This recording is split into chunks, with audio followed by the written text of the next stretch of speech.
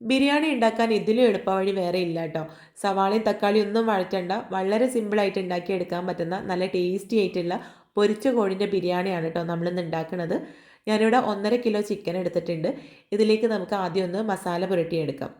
ഞാനിവിടെ കശ്മീരി മുളക് പൊടി, മഞ്ഞൾപ്പൊടി, കോൺഫ്ലോർ, ടൊമാറ്റോ സോസ്, അളവും ഒക്കെ ഞാൻ സ്ക്രീനിൽ കാണിക്കുന്നുണ്ട് കേട്ടോ എത്രയാണെന്നുള്ളത്.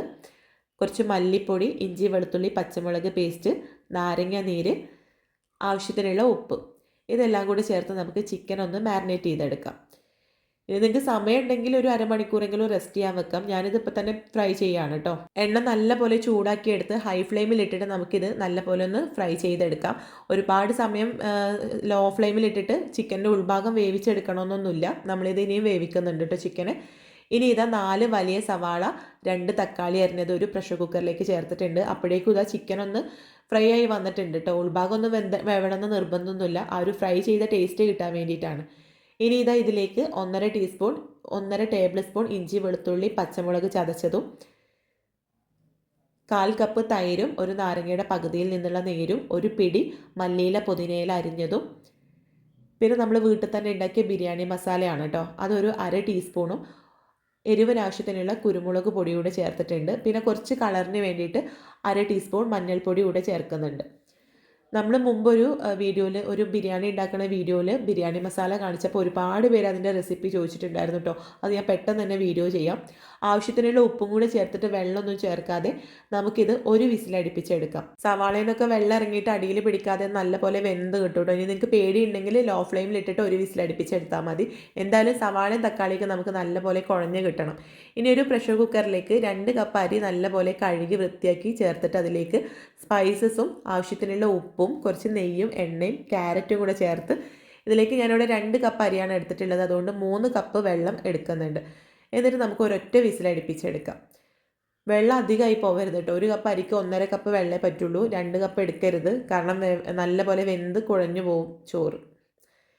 ഇനി ഇതാ നമ്മുടെ സവാളയും തക്കാളിയൊക്കെ നമ്മൾ വേവിക്കാൻ വെച്ചത് വെന്ത് വന്നപ്പോൾ അതിലേക്ക് ഫ്രൈ ചെയ്ത ചിക്കൻ ചേർത്ത് നല്ലപോലെ ഇളക്കിയെടുത്ത് ഇത് നമുക്ക് ഒരു വിസിലും കൂടെ അടുപ്പിച്ചെടുക്കാം. അപ്പോൾ നിങ്ങൾ വിചാരിക്കും ചിക്കനൊക്കെ വെന്ത് കുഴഞ്ഞ് പൊടിഞ്ഞു പോകില്ലേന്ന്. പൊടിഞ്ഞു പോകുമൊന്നുമില്ല കേട്ടോ. അപ്പോഴേക്കും ഇതാ റൈസ് വെന്തിട്ടുണ്ട്. ഞാനിത് 2 തവണയായിട്ടാണ് കേട്ടോ പ്രഷർ കുക്കറിൽ വെക്കണത്. റൈസൊക്കെ നിങ്ങൾ എങ്ങനെയാണോ ഉണ്ടാക്കാറ് അതിനനുസരിച്ചിട്ട് നിങ്ങൾക്ക് ചെയ്യാം കേട്ടോ. വേവിച്ച് ഊറ്റിയെടുക്കേ അങ്ങനെ എങ്ങനെ വേണമെങ്കിലും ചെയ്യാം. ഞാനിപ്പോൾ ഏറ്റവും എളുപ്പത്തിൽ ചെയ്തു എന്ന് മാത്രം. ഇനി ഒരു പാനിൽ കുറച്ച് ചിക്കൻ ഫ്രൈ ചെയ്ത എണ്ണയും കുറച്ച് നെയ്യും കൂടെ ചൂടാക്കിയിട്ട് അതിലേക്ക് നമ്മളിവിടെ വേവിച്ച് വെച്ച ചിക്കൻ്റെ കൂട്ട് ചേർത്ത് കൊടുക്കാം. ഈ ഒരു സമയത്ത് നിങ്ങൾക്ക് എണ്ണയും നെയ്യും പറ്റ ഒഴിവാക്കിയിട്ടാണ് ബിരിയാണി വേണ്ടതെങ്കിൽ ആ ഒരു എണ്ണയും നെയ്യും ചേർത്തത് ഒഴിവാക്കിയാൽ മതി കേട്ടോ. ഇതിലേക്ക് ഒരു പിടി മല്ലിയില പുതിനയില അരിഞ്ഞതും 1/2 ടീസ്പൂൺ ബിരിയാണി മസാലയും കൂടെ ചേർക്കാം. നമ്മൾ ആദ്യം തന്നെ ബിരിയാണി മസാലയും മല്ലിയില പുതിനയിലൊക്കെ ചേർത്താൽ അതിൻ്റെ ആ ഒരു സ്മെല്ലൊക്കെ പോകും കേട്ടോ. അപ്പോൾ ഈ ഒരു സമയത്ത് ചേർക്കാൻ കുറച്ച് മാറ്റി വെക്കണം കേട്ടോ. അപ്പോൾ ഇതായത് നല്ലപോലെ ഒന്ന് മിക്സ് ചെയ്തെടുത്തപ്പോഴേക്കും നമ്മുടെ ബിരിയാണിയിലേക്കുള്ള മസാല റെഡി ആയിട്ടുണ്ട്.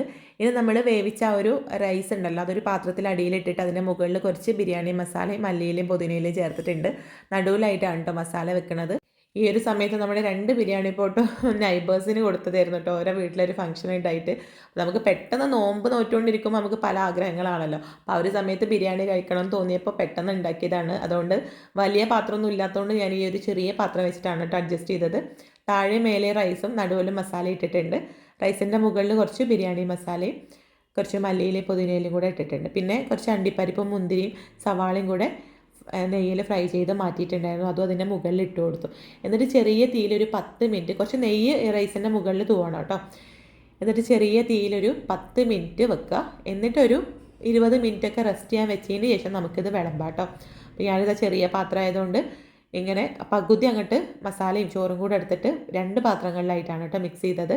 അപ്പോൾ നിങ്ങൾ വിചാരിക്കും 2 തവണയൊക്കെ ചിക്കൻ വേവിച്ചുകൊണ്ട് ചിക്കനൊക്കെ പൊടിഞ്ഞു പോകുമെന്ന്. ഒരിക്കലുമില്ല.